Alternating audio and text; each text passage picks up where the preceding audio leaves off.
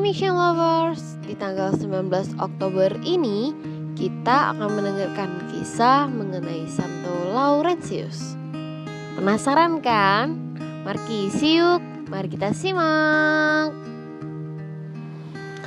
Lorenzo adalah sebagai anak laki-laki di mana ketika ia melihat perayaan yang sangat megah dalam peringatan 1000 tahun kota Roma yang dirayakan pada tahun 237 sampai 238, di mana saat itu ada seorang kaisar bernama Philip yang dikenal sebagai orang Arab memerintah karena dia adalah putra seorang yang terkenal di wilayah Suriah.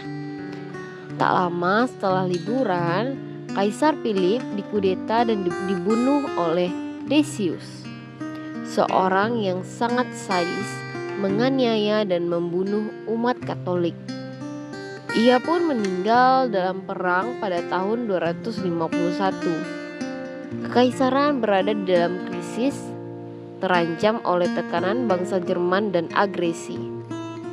Dengan kejadian tersebut, Kaisar Valerianus naik menjadi seorang pimpinan raja pada tahun 253. Namun, Valerianus dikalahkan oleh pasukan Sapur dan ia meninggal di penjara pada tahun 260. Sebelum meninggal, Kaisar Valerianus ini pun memerintahkan persekusi melawan pengikut Yesus Kristus pada tahun 257. Nah, sekarang dari sini kita akan bertemu dengan Laurentius, di mana kisah hidupnya tuh tidak banyak kita ketahui. Namun, Laurentius lahir di kota Osca atau Huesca, sebuah kota di Spanyol pada paruh pertama abad ketiga. Ketika ia datang ke Roma yang menjadi pusat Katolikan itu, Laurentius adalah pribadi yang saleh, dermawan terhadap orang miskin, dan memiliki integritas moral. Berkat kepribadian yang sangat baik ini, Paus Sixtus II mengangkatnya sebagai diakon gereja yang bertugas mengawasi administrasi aset gereja, menjalankan karya sosial gereja dengan cara menyediakan kebutuhan anak yatim piatu dan janda. Laurentius dikenal terutama karena kematirannya dan dengan permasalahan yang ditimpakan kepadanya. Sumber-sumber kuno menunjukkan dia sebagai diakon dari Paus Sixtus II, yaitu yang pertama, dari 7 diakon dalam pelayanan gereja Katolik di Roma, dia membantu Paus dalam perayaan ritus, mendistribusikan ekaristi, dan mengelola persembahan yang dibuat untuk gereja. Ketika tiba masa persekusi, pada awalnya nampak tidak sepahit dan sekejam di masa Kaisar Decius. Persekusi oleh kaisar yang baru berbentuk larangan umat Katolik untuk berkumpul dan berdoa. Akses ke katakombe ditutup dan kaisar menuntut penghormatan terhadap ritus pangan. Namun pelaksanaan kultus ini tidak mewajibkan umat Katolik untuk secara terbuka menyangkal imannya. Nah, pada tahun 258, Kaisar Valerianus memerintah hukuman kematian kepada para uskup dan imam. Uskup Cyprianus dari Kartago yang diasingkan pada tahap pertama, yang pertama kali menjalani hukuman dipenggal. Wow, ngeri ya Mission Lovers. Nah, nasib yang sama kemudian menimpa para uskup lain dan Paus Sixtus II sendiri pada awal Agustus 258, di mana Paus Sixtus ditangkap di katakombe di Pretestato dan dihukum mati bersama 4 diakon lainnya pada tanggal 6 Agustus 258. Menurut kisah turun-temurun, Laurentius bertemu dengan Paus Sixtus II, di mana ia berbicara kepadanya saat ia akan disiksa dan dihukum mati. Kemudian, Decianus, gubernur kota Roma waktu itu menghentikannya dan memintanya untuk menyerahkan harta gereja. Nampaknya, selama periode persekusi ini, penyitaan harta benda milik mereka yang menjadi martir itu sudah dianggap biasa. Gubernur Decianus itu sungguh yakin bahwa gereja pada waktu itu memiliki kekayaan yang sangat berlimpah. Laurentius kemudian meminta sedikit waktu, di mana ia menegaskan untuk membagikan persembahan yang menjadi hak orang miskin itu dibagikan.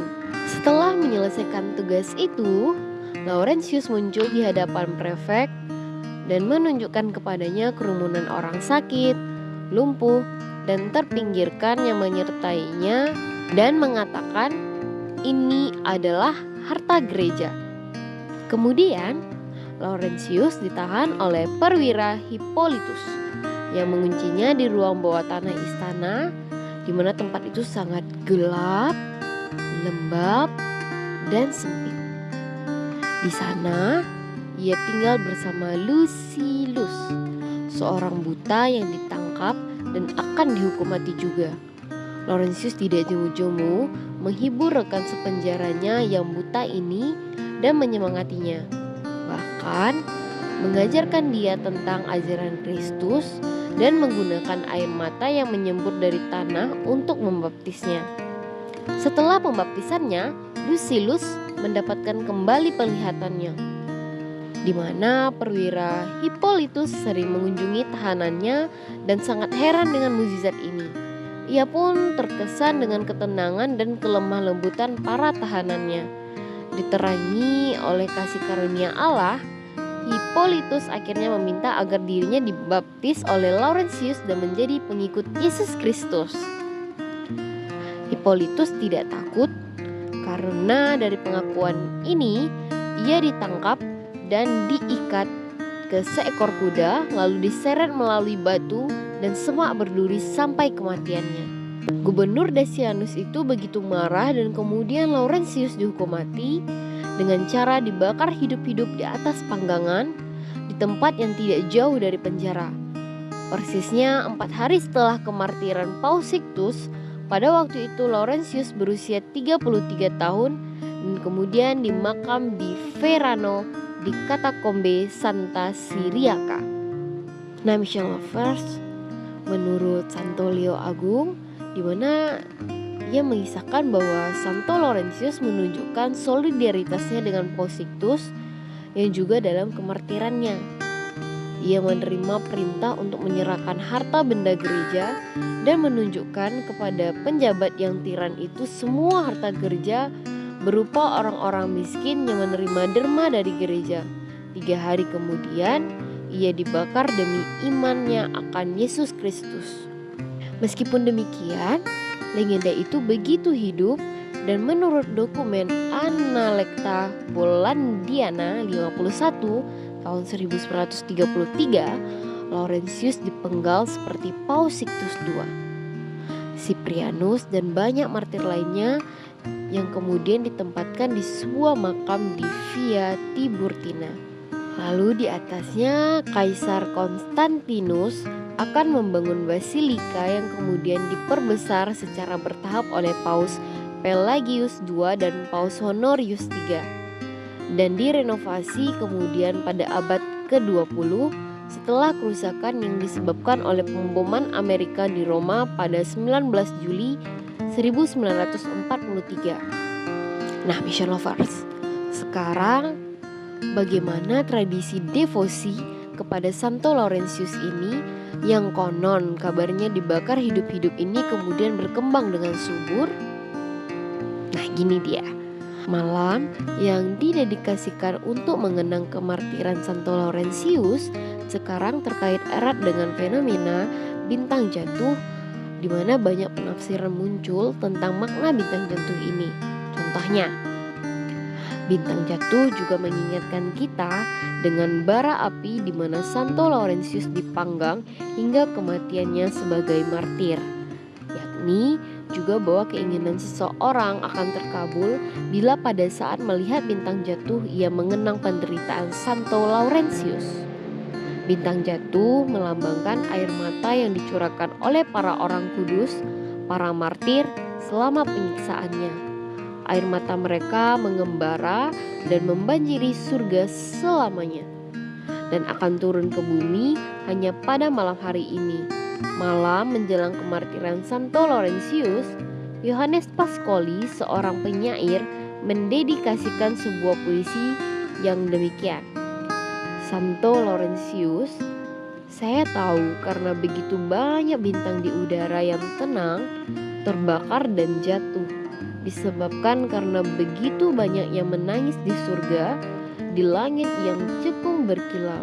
Inilah air mata surgawi. Santo Laurentius merupakan santo pelindung para diakon, tukang masak, dan pemadam kebakaran.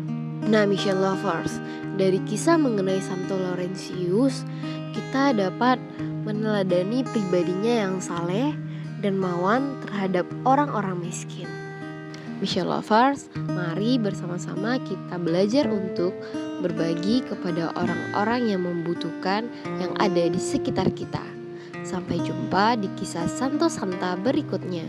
Bye-bye.